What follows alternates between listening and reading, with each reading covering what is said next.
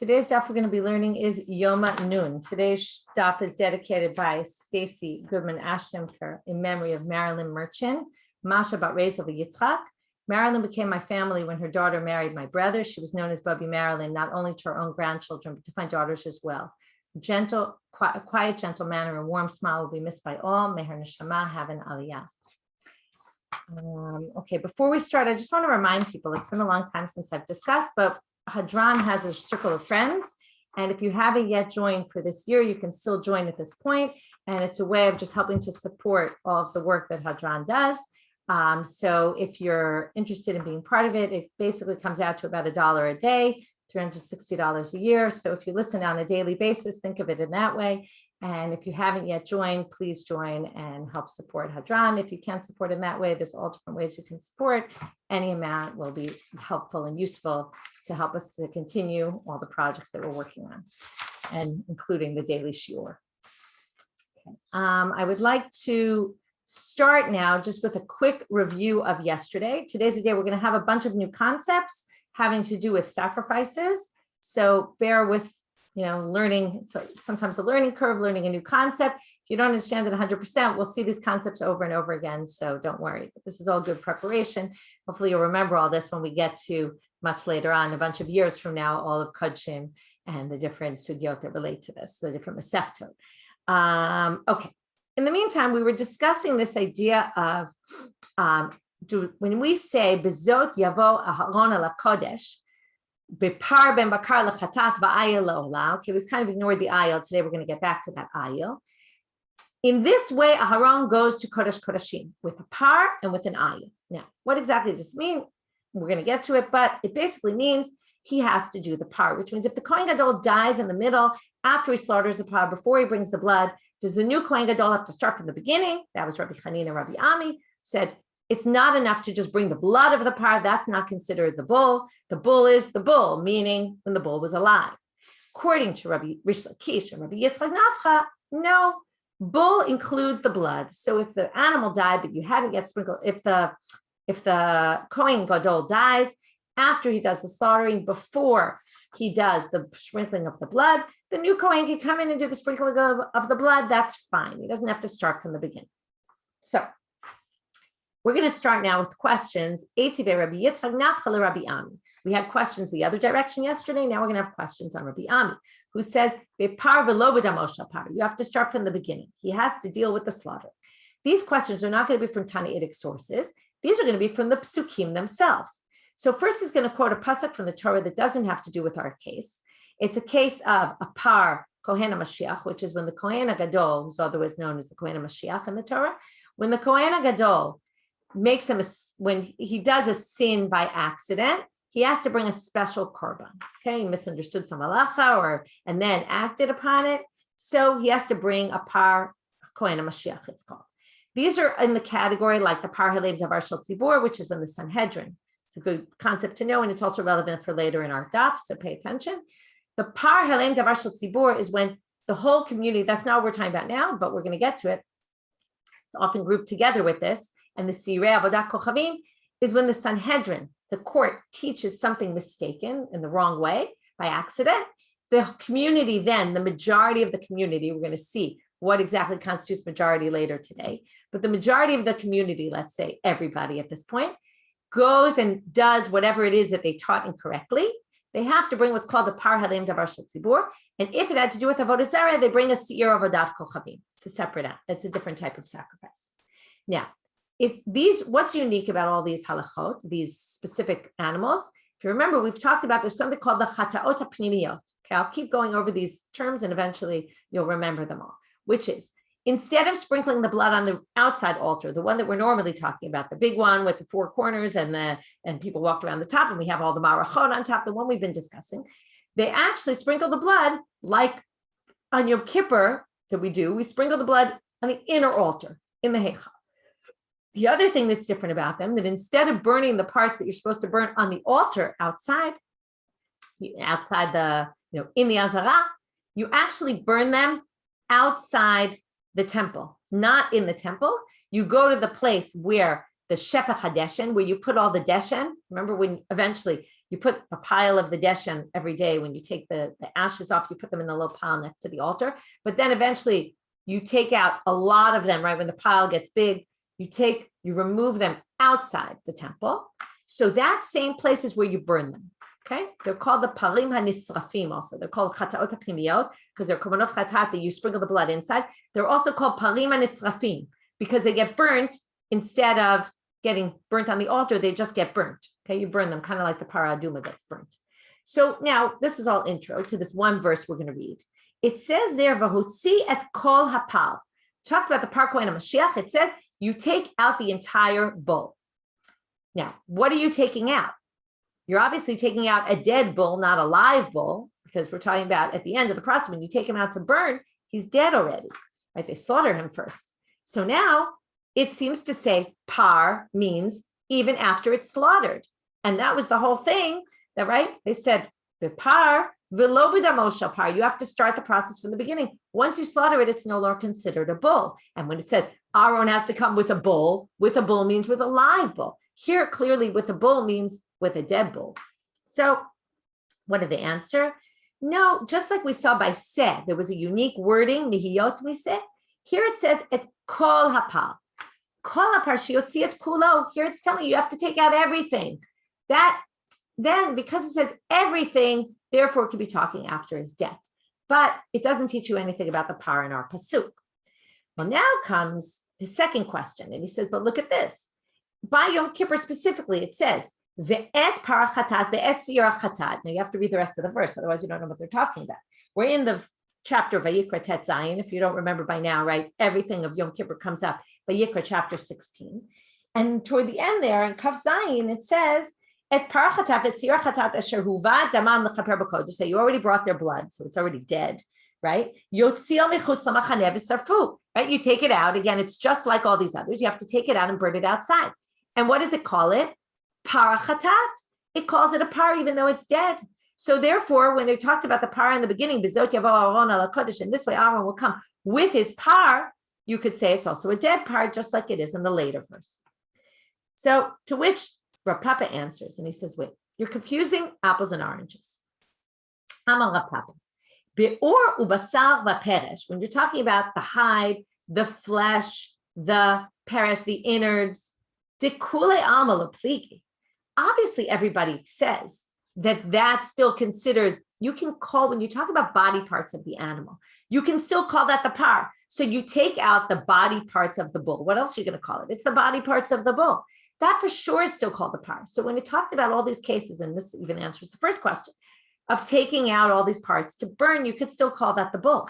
Ki pliga, the machloket is bidam. You can see the difference. When you take blood out of the bull, you wouldn't necessarily call that bull and that blood anymore bull, right? You might call the pieces, the parts of the body bull, right? Parts of the bull. But the blood is already, it was something that, right, it doesn't look like a bull anymore. It doesn't have any. So the blood is a whole question. Blood is different than body parts. And therefore you can't learn from those verses. Because again, we're going to say, Mar savar dam krepal, Mar savar dam lo krepal. Rish Lakish, Rabbi Yitzchak will say, it's the blood of the bull. It's still called the bull. And the other side, Rabbi Chanin and Rabbi Ami will say, no, blood taken out of a bull no longer has the status of bull. So if the only thing you have left to do as a Kohen Gadol with that bull is to bring the blood in, that doesn't count as you're coming in with a bull and you have to start from the beginning. So basically, we've answered those questions. Until now, we've been discussing, these are Amoraim from Israel, from the beginning of the time period of the Amoraim. Now we jump to the end of the time period of the Amoraim in Bavel. And we get to Rav Ashi, who's known as Sof HaRa'ah. He was one of the people who is known to have edited the Gemara, came at the end. So Amar Rav Ashi, in looking back, he says, Mistabar Kemanda Amar Dam Ikrepal. I'd side with Rish Lakish and Rabbi Yitzchak. I think it's enough to bring the blood in. That's considered the bull still. Why? Dichtiv, because look at the verse. And now, if you take the verse literally, it really makes sense.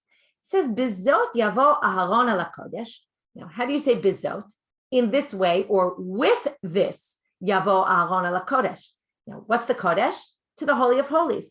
What does he come into the Holy of Holies with? Bipar ben bakal, with the bull. Now, Here he says it in a kind of funny way. What is he pulling it by its horns? When he goes into the Kodesh Kodeshim, right? We didn't have him pulling a bull by its horns into the Kodesh Kodeshim. What is he doing? He's carrying that kaf with, I'm sorry, that's the incense. But when he comes in after to sprinkle the blood, he's carrying a kli, a utensil with the blood of the par. That's so when you say bizot yavo Aharon ala kodesh, it sounds like with this Aharon will walk into the Kodesh Kodeshim with what? With the blood of the par. So of course the word par must include the blood, because he's not going in with the live animal to the Kodesh Kodeshim. Can you imagine dragging this live animal into the Holy of Holies, right? That's not what he's doing. Ela b'damo v'kari le par, and yet they call it a par. So therefore he says the pshat of the verse, the simple reading, seems to support that opinion.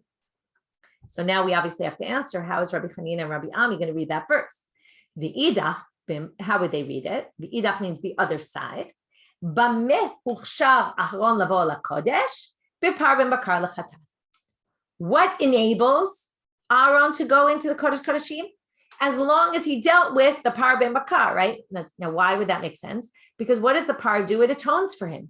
It's the only way you could go in is if you've atoned for your sins first by bringing this, right? You slaughter the par, then you confess on the par. As long as he's done that, then he can go into the Kodesh. It doesn't mean literally with this par, which would then mean with the blood and not the animal. No, it means as long as he dealt with the slaughtering and the vidoy and all that. And that's why a Kohen Gadol who comes in the middle would have to start from the beginning. So again, two ways to read this verse. We thought we had a good proof for one side, but in the end, it's not real.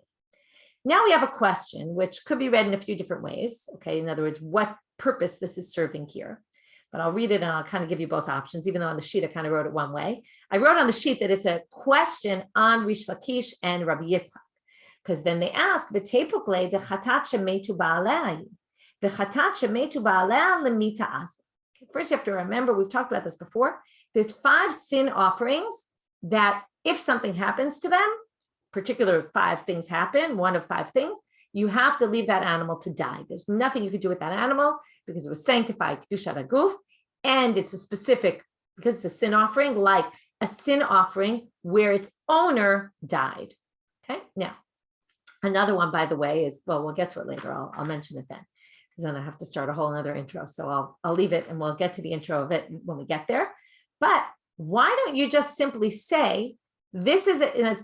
Well, okay, either, I'll tell you what this is. Either it's a question on Rish Lakish or Rabbi Yitzchak, who think that you don't have to start from the beginning, or it's saying, why didn't the other side use this as their proof? Why didn't they just simply say this? So either it could be a question on one side, or it could be sort of a difficulty for one side, or it could be just a simple question on the other approach is saying this would have been a really good proof for you, which is what? If we say, right, chatat shemetu ba'aleh, let's say, this is the simple case. I bring a sin offering to the temple. I owe a sin offering for something, and I die before I bring it. That animal, no one else can bring it because it had my name on it, and it was my sin offering. So that animal has to be left to die. Now, what is that if not our case? The Kohen Gadol is supposed to bring this par to atone for his sins. So isn't that what we call a chatat shemetu ba'aleh? You slaughtered it, right? The Kohen designated it, slaughtered it, and did the vidoy, let's say, even if he didn't do the confession, doesn't really matter. He already slaughtered it, and then he dies. So that's a case of a chatat shemetu ba'aleh. And what do we know? It's left to die, which means that, of course, the next Kohen can't just come in the middle and pick up where he left off. Not possible. It's a chatat shemetu ba'aleh. So again, it would go against Rish Lakish and Rabbi Yitzchak, who think they could bring the blood inside. And it would also say, this would be a great support for Rabbi Hanina and Rabbi Ami. Why didn't they just simply say like this? So now, I see you're asking about the animals left to die. This is one of those difficult, certainly animal rights kind of things where some of these laws are, because it's sanctified, you have to leave it. There's cases where we leave it to graze until it gets a blemish and then we redeem it. We'll see that later today. And there's certain cases where the animal's just left to die, and they deprive it of food and water and they leave it in this area and he just ends up dying. It's kind of a little bit hard to swallow.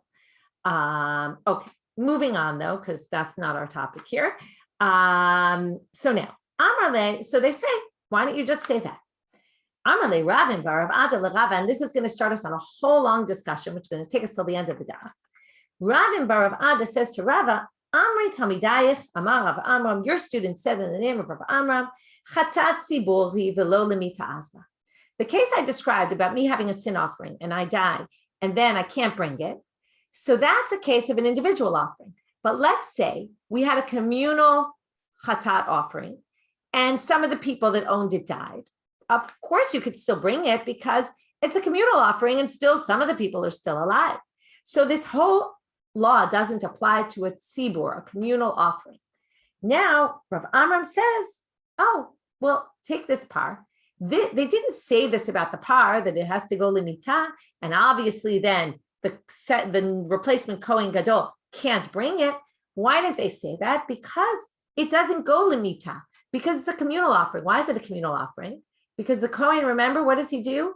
This is used for him and his family and for all his brothers, the Kohanim. Remember, he does the 2 confessions on it.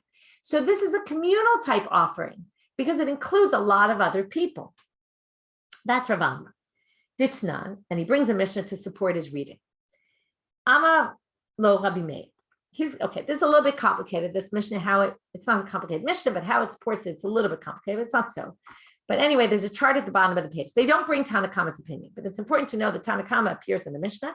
And Tanakama says, Kol Korban Tzibur, any communal offering, and what are the rules for what overrides Tuma, impurity, and what overrides Shabbat, right? If you remember, if you have a communal offering, like Korban Tamid every day, and let's say the animal we designated became Tameh, impure, you can bring it anyway.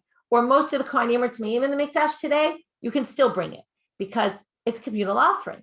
So comes the Tanakhama and he says the rule of thumb is communal offerings override Shabbat and override Tumah. So, right, and you can obviously do them all on Shabbat, all those communal offerings, you've learned this many times. So it says now, Amarlo Rabbi Meir disagrees with him and says, but wait, Halo par Yoma Kippurim, that's our case. This is the important part. And Chavitei Kohen Gadol, these are the mincha offering he brings every day. And Pesach, all those are cases, de Korban Yachidu. They're all really individual offerings because the Kohen Gadol's Chavitin is his own. The par Yom Kippurim is his own. The Korban Pesach belongs to individuals. It's not a communal offering, right? We each have our own Korban Pesach. And yet, what do we know about them? Dochet Shabbat ve'et Tum'ah. So he disagrees with Tanakama and says, you think they're korbanot yachid, and that's why they're doche Shabbat v'tumah. I think they're you think they're korbanot tzibur, you think they're communal, and that's why they're doche Shabbat. But I say these are individuals, and they're doche Shabbat and doche tumah. So therefore, they say, can't you infer from Rabbi Meir? And here's the proof. Lav michlal dichalamanda amar dit tzibur. Now, it's not necessarily that you could say this, and we're going to reject this in a minute. But the assumption is that when Rabbi Meir says these are individuals, and look, they're still doche Shabbat and they're doche tumah, and therefore you're wrong, what will the rabbi say, or Tanakama? Tanakama says, no, we view those as communal offerings, right? You could give an argument for all of them being communal. Right, the Par Yom Kippurim, it's communal because it includes all the Kohanim. The Minchat Chavitin is kind of the Kohen Gadol is a representative of everybody. And the Pesach is groups of people. It's almost like a tziburi thing, right? And Pesach is like a public type thing. Anyway, you can make an argument. So he's assuming that the rabbis, and as Rabbi Meir went against the rabbis and say, I'll show you some examples of Korban Yachid that don't override. But the assumption is that the argument is, Tanakama says these are tzibur, and Rabbi Meir says they're Yachid. So now that proves that someone thinks they're tzibur. And that's the proof for Rav Amram that Par Yom Kippurim is a communal offering. Comes Rava, because remember, Ravin, Bar Rav Ada said this to Rava. Rava, and he's going to disagree with Rav Amram and say, no, Par Yom Kippurim is clearly Korban Yachid. Nobody thinks it's communal. And he's going to say, I disagree with your reading of the Mishnah, and I'm going to prove it from the next line of the Mishnah. The next line of the Mishnah, so he says, Velita Mech, according to you, the rest of the Mishnah makes no sense. Why? The Katani, it says, Amar lo Rabbi Akiva. Rabbi Yaakov. Rabbi Yaakov comes with another claim against Tanakama and says, V'halo par helem davar shel tzibur u'sirei avodat kochavim. These are the ones we discussed before. The community brings a sin offering because they all did something wrong based on a mistake the Sanhedrin made, or the sirei avodat kochavim when they made a mistake about avodah zarah, worshiping avodah zarah, v'chagiga, and the korban chagiga. Now, would anyone argue whether these are individual or communal? No. 100% they're communal offerings. There is no, right? They're clear. Now, what does he say? Dik korban sibur. These are communal offerings. And why does this go against Tanakama? Because what did Tanakama say? All communal offerings override Shabbat and override Tumah.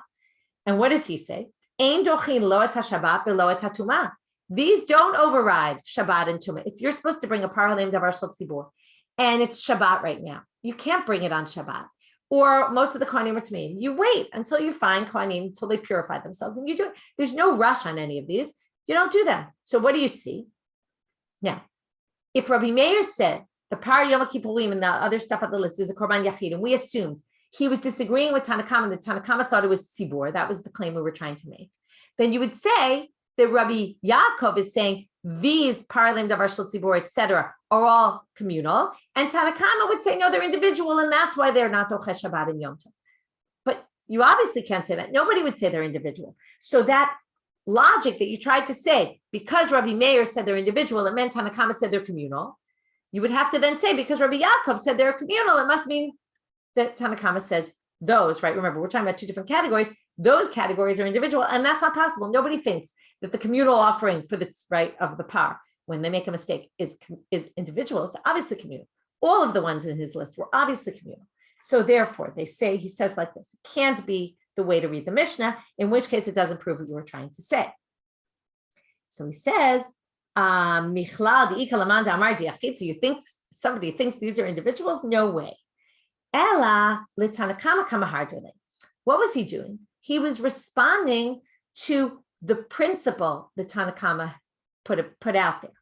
Deshame, because he learned from Tanakama, Deka'amal, Korban Sibur dochet Shabbat ve'et haTumah, v'Korban Yachid eino doche lo et haShabbat ve'lo et haTumah.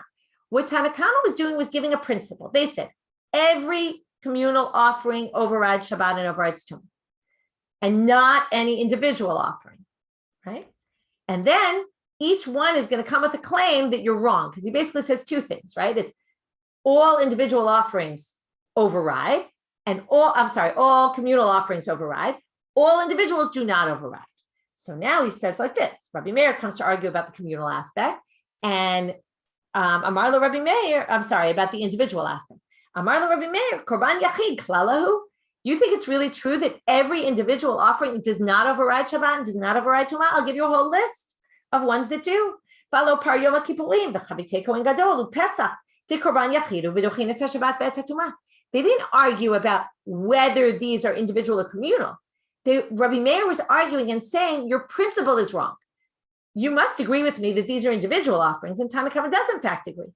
But he says, but then your principle is wrong, because you said all individual offerings don't override Shabbat and don't override Tumah. And here's a list of 3 individual offerings that do override Shabbat and do override Tumah. And comes Rabbi Yaakov and looks at the other side.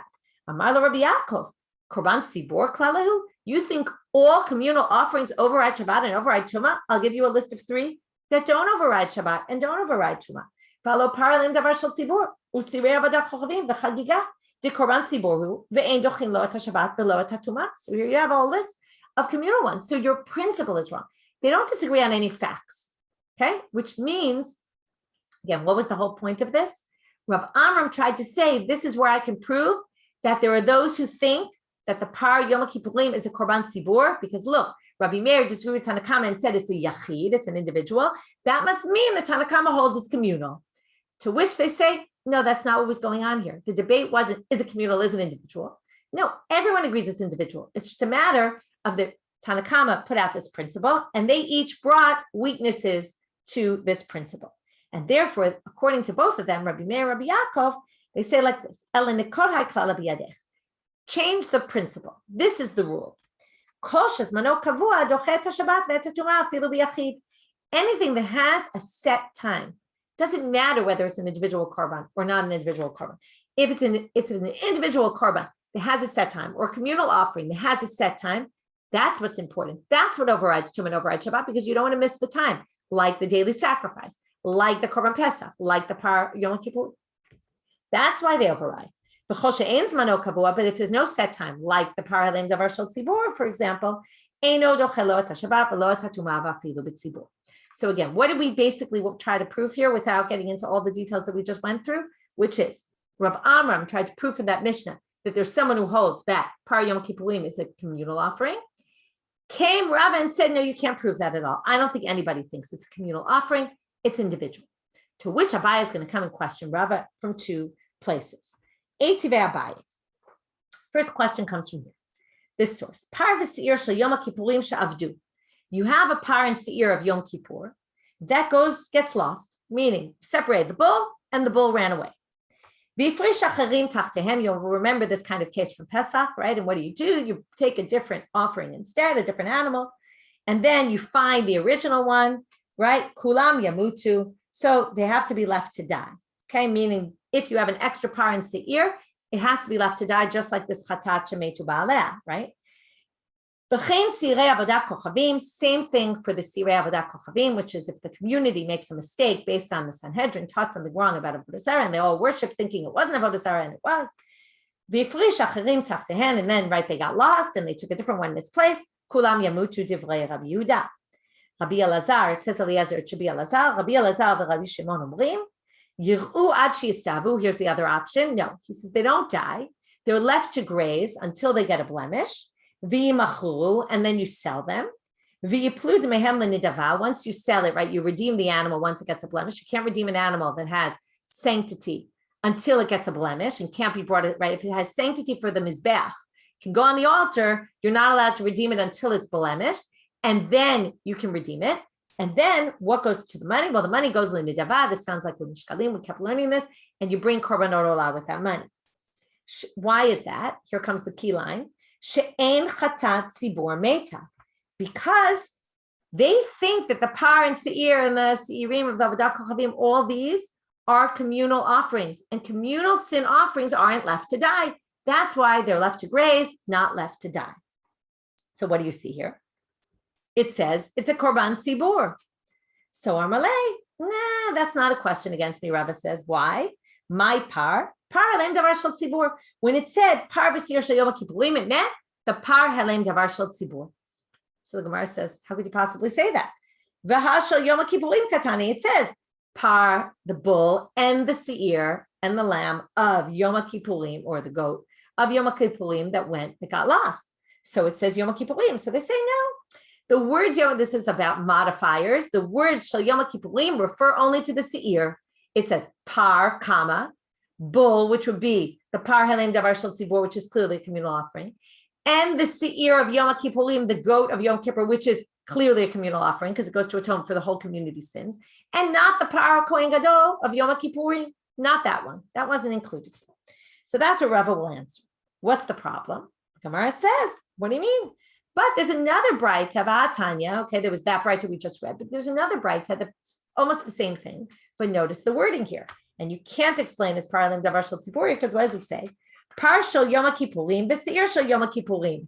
And now the rest is going to be the same. I'm just going to read through it quickly. But the point is, it says a par of Yom Kippur, and it's going to say the exact same thing, and it's considered a korban tzibur. And there it goes explicitly against Rav.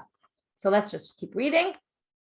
They got lost, shavdu, v'ifrish acharim tachtehem, and then you replace them. Kulam yamutu, they have to be left to die. Divrei Rabbi Yehuda, Rabbi Elazar, Rabbi Shimon omrim yiru ad shistavu. You have to leave them to graze.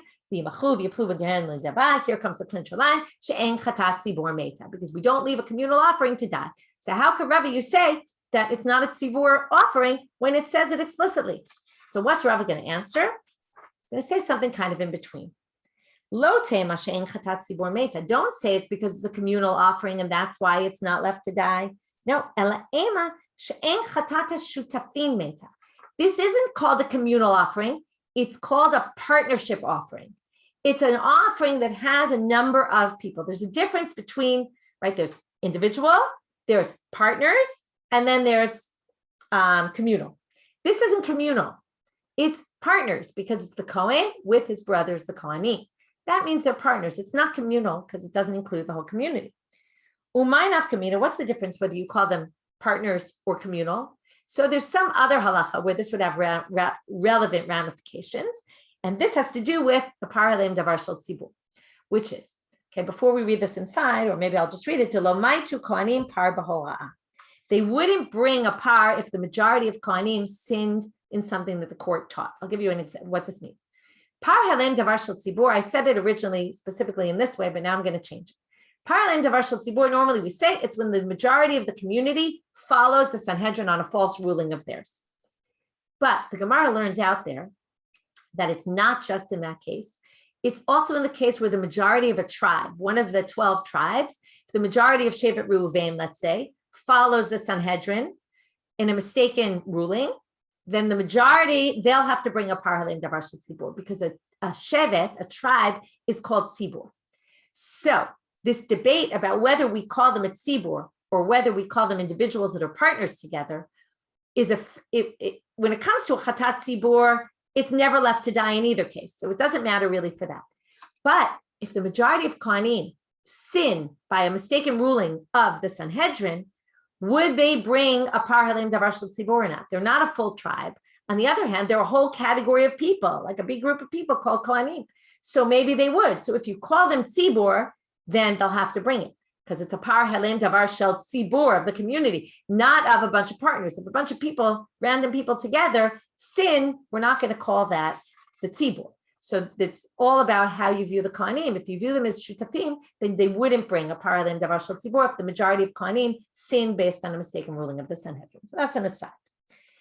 So that was an attempt to try to question Rava. Rava says, that's not tzibur. That really meant shutafim. And I agree. Everyone agrees that if you have a sin offering that a bunch of us, let's say we did a sin together and we bring an offering together, so if one of us dies, we obviously still bring it, and that would be the case of the par Yom Kippurim.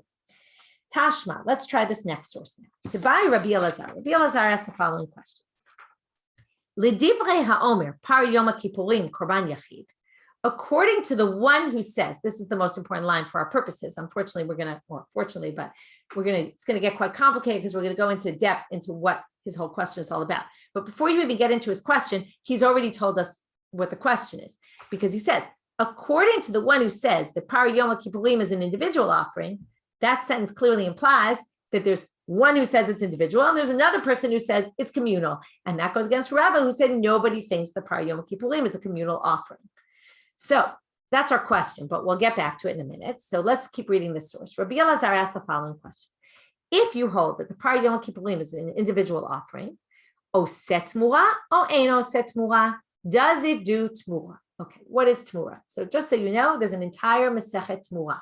We're going to get to this and deal with it a lot much further on in coaching. What is tmura? Tmura means that if I decide, I separate an animal for a sacrifice, and then I say, you know what, I like this animal, I don't want to sacrifice it, or for whatever reason, or I found a nicer animal. Okay, let's even say that. I found a nicer one. I want to take the nicer one instead. Since I already sanctified that animal, I can't replace it. Okay, what tmura is I'm trying to replace it. I'm trying, I say specifically, because I'm not going to succeed, but I am going to succeed in something. And that's why it always gets a little confused. I basically say I'm going to take this other animal in place of that animal. It's forbidden for me to do this by Torah law. However, if I do it anyway, against the Torah law, and I do it, and I say I'm substituting animal B for animal A, the Torah says, Hu utmurato yeh kodesh. The original one, still sanctified. The new one, also sanctified. That means, in other words, my substitution was effective. It wasn't effective in removing the sanctification, the sanctity from the first animal, but it was effective in making that second animal sanctified. And generally, you have to sacrifice it. There's a few exceptions.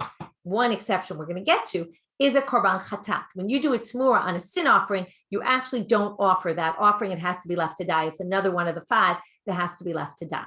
So that's what we call tmura. So if we want to say oset tmura or en oset tmura, it means would tmura be effective in the sense that I've done something wrong, and the second animal will also have sanctity, and what we call it's kedushat haguf sanctity. It itself, right? The animal is now sanctified and would have to go on the altar. So now the rule is there's no tmura by communal offerings. So here comes the question. If you say the par kohen Yom Kippurim is a korban yachid, does it do tmura or does it not do tmura? Is tmura effective or not? If the Kohen Gadol tries to separate a different animal, will the second animal be sanctified as well? Now again, he's not allowed to do this. Just I want to be clear. Oseh sounds like it's a good thing. It's not a good thing. It's wrong.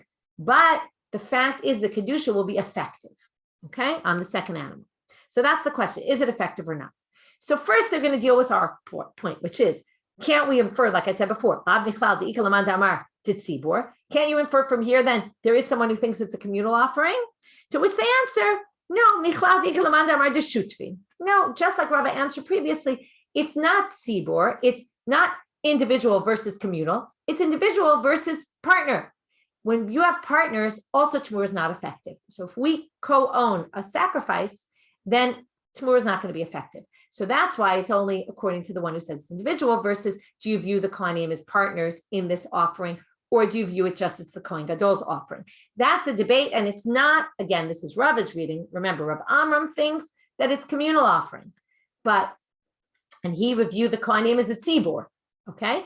But Rava thinks, no, the Kohanim are not a tzibor because they're not a whole shevet, and therefore it's either individual versus partners, okay? So every time it says tzibor, he switches the word for partners. Now we're going to get into this question of Rabbi Elazar. So by Rabbi Elazar, he asked, L'divrei ha'omer par Yom Kippurim korban yachid, oset mura o ein oset mura? So they just quoted the question. Now they're going to ask, what is he really asking? My kamibaya. Now, let me give a different example to help you understand. We're going to now see three laws. Only the second one is relevant for our purposes, which is in a case where, let's say, I decide I'm going to sanctify an animal for your korban. You have to bring a sacrifice, but I sanctify the animal for you. I take it, I designate it, and then I give it to you and I say, use this for your sacrifice. So there's sort of two owners of this korban. So it's a little bit tricky. Who really owns it? And there's relevant ramifications for certain halachot. So now they're going to say, is his question, and they're going to say it's clearly not because it's an obvious answer, is his question, when we talk about laws of Tamura and we say, is Tamura effective or not, who's the one, now again, I'm going to say it like this, but it doesn't really mean this. Who's the one who can do Tamura, meaning no one can do Tamura, but whose Tamura will be effective? Okay, you can only substitute if you own the animal. If you don't own the animal, you can't substitute it. It's irrelevant. You've done nothing, right? If I go to your house and I say, oh, that item, I'm taking it out of your possession, I'm giving it to someone else, I can't do that because I don't own it. So who's the one who's considered the owner for the purposes of the laws of substitution? So if we go now, we're going to say that the korban Yom Kippurim is like that because we have the Kohen Gadol, who it's his offering. On the other hand, he shares it with all the other Kohanim. So he's the Makdish, he's the one who designated the animal, but they're the Mitkaplim, right? They got atonement for it. So they're part of, right? It's like me and you. They're like you in the other korban, the other example. So is his question, which clearly isn't because there's an easy answer for that, is his question, Batar Makdish Azlinan or Batar Mitkaper Azlinan? The laws of Tamura follow the one who designated it, which would be the Kohen Gadol, or the ones who got atonement for it, which would be all the Kohanim. That's Pshita, the Batar Mitkaper Azlinan. We know the halacha. The halacha is when it comes to laws of Tamura, for purposes of substitution, it's the one who's getting atonement whose Tamura will be effective or not. If I do it as the one who sanctified it from the beginning, it's ineffective entirely. I didn't do anything wrong, basically, because I didn't do anything. And it won't be effective. The sanctity won't go. So therefore, it's obvious that we're going to go by, well, now the problem is what? We're going to go by, let's just put it this way, the ones who receive atonement. So that's obvious. How do we know it's obvious? So for this, we just have to see where it's obvious from, because you wouldn't know this unless you read this. Don't take my word for it. Okay, like I said, three laws, only the second one is the relevant one. Hamakdish mosif chomesh. This is a different law. If I take this animal and let's say it gets a mum, I designate it for you, for your korban, and then it gets a mum, a blemish. And now I redeem it. Laws of redemption work as such. If I redeem my own item, I have to add a fifth when I redeem it, not just the value. I have to redeem it on the value plus a fifth, which is actually really a quarter of its value. If, we'll get to all that another time. If you redeem it, it's not considered yours for purposes of redemption. So therefore, if it got a blemish and you redeem the animal and go to buy a new one, you don't have to add that extra fifth because it's not yours. So for purposes of redemption, it's mine, not yours, the makdish. But hamitkaper osebat mura, but for laws of substitution, it's the one who's getting atonement. Another third law, this is all cases. Okay, I'm not going to analyze them and why the difference is. That's another, right? You could go in depth and try to figure that out. Another one is if I take lemons from my tree and I use them to be mafresh truma masrot on your lemons. Okay, you have 20 lemons and I take from my lemons the truma and masrot for your 20 lemons from my fruits. So I took it from my stuff for your stuff. Tovat hana'ah shelo. Who gets to decide who goes to the Kohen? Which Kohen I give it to? I can decide because I'm the one who, it's for my produce. Even though I did it on your produce, I get to decide. So therefore, okay, again, forget those other laws right now. We have to focus on what we're focusing on. Pshita le de batar mitkaper. That's obvious. So what was Rabbi Elazar's question? Is it oset tmura? Is it not oset tmura? Isn't it obvious? We go by the mitkaper. Who's the mitkaper? All the kohanim. In which case, they're shutafim, if they're shutafim, or they're at tzibur, in which case they're going to be. Now, even if you say it's a korban yachid, right? Are you going to say, but wait, but the mitkaplim are many people. So maybe you would say it's oset tmura, right? So now it wouldn't be because tzibur doesn't do tmura. So they say, but hachi kamabayli. This is the question. How is this viewed? These achava kohanim, achava kohanim bikviuta mitkaple. Are they considered like in a court case? Imagine one of these class action suits, right? Is each individual considered one of the people there, right? One of the plaintiffs, or odilma bikupya mitkaple, or is there one main person and they're just all coming from for the ride, right? They're incidental. So is this the Kohen's sacrifice? And because he's getting atonement, he kind of brings along all his brothers with him. And then it's really one individual person who's the mitkapel. Or are they considered like plaintiffs where they're each individually, they're all together individuals, and then it's communal, and then there won't be tmura? That's his question. So Tashma, let's try to, now we want to get an answer. Let's learn it from here. Chomer bezevach mi b'tmura, v'chomer b'tmura mi bezevach. Tanitic source. I think it's a Mishnah in tmura. So there's a chumrah about sacrifices that aren't in tmura, and there's chumrah about tmura that isn't in zevach. There's a classic Mishnah structure, right? That this has one stringency, that has different stringencies. Chomer bezevach. What's harsher about sacrifices? They're really one and the same. Oh, thanks, Ruth. It's a bright. I see. They're really one and the same in terms of, right? There's a sacrifice, and then there's the substitution, which also has to be brought as a sacrifice. So now we're going to talk about a number of differences. Chomer bezevach, shazevach noheg b'yachid kibbtzibur. Sacrifices apply to individual sacrifices, apply to communal sacrifices. It's all one and the same.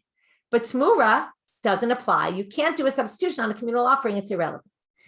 Vidochet Shabbat ve'etatuma. It overrides Shabbat. It overrides tuma. Communal offerings, right? The sacrifices can, if they're time bound, right? If they're time sensitive, like we just said, they can override Shabbat and tuma. And tmura never overrides because it's just a substitution. So you have to bring a sacrifice, but you'll never bring it on Shabbat or if there's impurity. Ve'oset tmura, and you can do a tmura on a regular offering, but you can't do a substitution on a substitution. That's already ineffective. So those are three differences that are more chamor by a zevach. Masha'en came b'tmura, right? None of those apply to tmura. Chomer b'tmura mi b'zevach. Here's the chomer by the tmura. Shatmura chala al ba'amum kavua. Let's start with the zevach. If I sanctify an animal, we already said it becomes kedushat haguf, right? It remains always sanctified unless it gets a mum, and then you can redeem it. But if I start with an animal that's a baal mum and I say I'm sanctifying this for the temple, it doesn't have kedushat haguf status. It's only its value because we know I'm not going to bring it on the altar from the beginning.